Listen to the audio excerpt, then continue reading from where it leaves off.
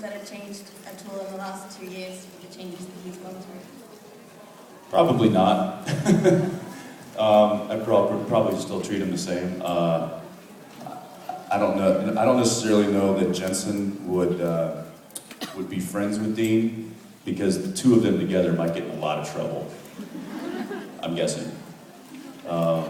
And they would get mistaken for each other too much, which is just would be weird.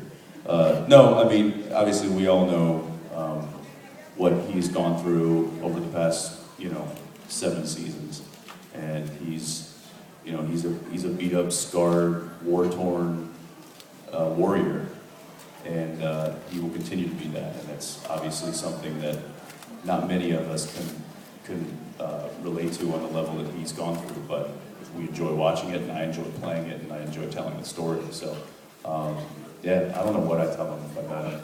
I tell him to get his freaking car back, is what I tell him. Yeah, thanks. Hi. I'm sorry, I'm really scared, but I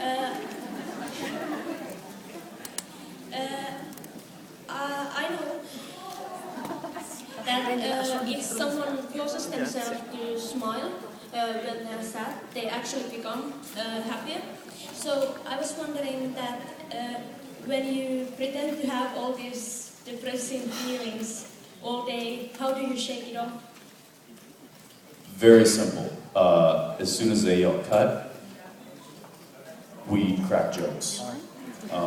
We keep it very light on set, and a lot of times we get kind of called pranksters. And we're really not pranksters. We really don't come up with some elaborate prank. We have a couple of times, but it's nothing. I think we more just kind of mess around a lot and have fun. And because the show can get really dark sometimes, and you see it in the gag reels, like trying to do like an intense scene, and then Jared breaks out into a laugh, or I crack up, or Misha can't keep his face straight and stuff like that. So we're definitely acting. We've got to pull it together and do that. But then there are emotional scenes, and those are really, you can't mess around with those. Those are intense. But I'd say for the most part, we keep it pretty fun and light on set. And we have a really, really great crew, lots of really good sense of humor, and that helps. That helps to have us, because 12 to 14 hours a day for 9 months out of the year, and sometimes it's in really, really bad conditions. You got to have fun. If you don't enjoy the people you're surrounded with, there's just no reason being there. So, thanks. Hi. I wanted to ask you about yesterday's performance that you did in the beginning of the Jared's panel. Whose idea was that? You mean the waitstaff that came and gave Jared his beer? Yeah. I might have thrown that out there. Yeah, we were just, a guy came, I guess Jared is like, you know what, it's beer time. And he ordered a beer in the green room, and the guy came in right after he had walked out to come up on stage, and he's like, a beer for Jared? Like, yeah, he's gone. But if you want, you can just walk up on stage and give it to him. I'm sure he wouldn't mind. And then I looked at Richard and did Rob, like, or we could just do it. So on the walk-in, there was a cart full of napkins, and we all started grabbing napkins and putting them over our arm. I'm like, let's go set the table and do a full waitstaff, and then that's what we did. So. But see, to me, that's not a prank. That's just us messing around. That was great. Well, that's...